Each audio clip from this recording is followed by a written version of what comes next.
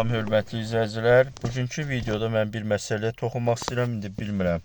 Bu avtomobil, yəni Gim Plus, Destroyer, ola bilər Song Plus, yəni bunlar hamısı eyni sistemlə, eyni, yəni prinsiplə işləyir. Mən belə bir şey müşahidə eləmişəm.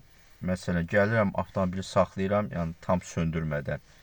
Saxlayıram, ola bilər kimisə gözləyirəm və yaxud da düşürəm mağazaya qayıdıram. Yəni elə qısa müddətli mən avtomobil start-stopla söndürmədən parkinqa qoyuram və düşüb gedirəm.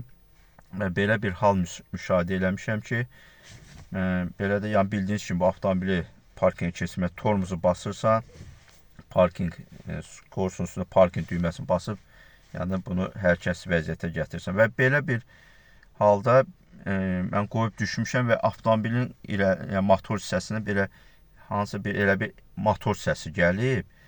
Sanki bir elektrik motorunun səsi gəlirdi. İndi hər halda benzin motoru işləyəndə onun səsinin daha aydın olur ki, bu benzin motoru işləyir. Lakin elə bir elektrik motor iş rejimində qalır. Və məndə bu bir neçə dəfə bu hal olub.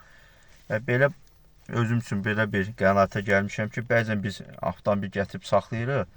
Baxmayaq ki, avtomobil dayanıb, yəni tormuzu bassaq da, avtomobil hərəkətsiz olsa da, elə bir bu benzin motora, burada hamısı bildiyiniz kimi elektronikadır. Yəni bu hər şey siqnalla ötürülür, kompüter vasitəsilə idarə olunur.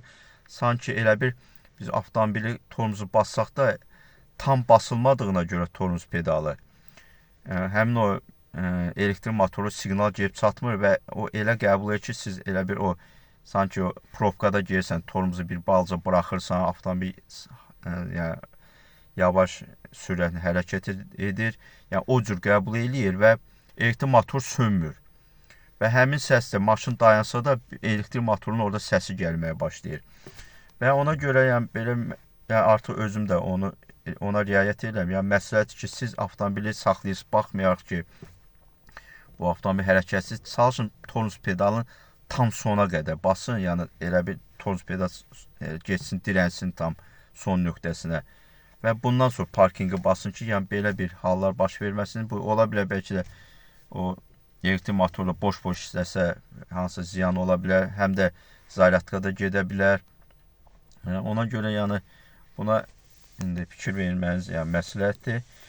Bununla bağlı demək istədiyim bu qədər. Sağ olun.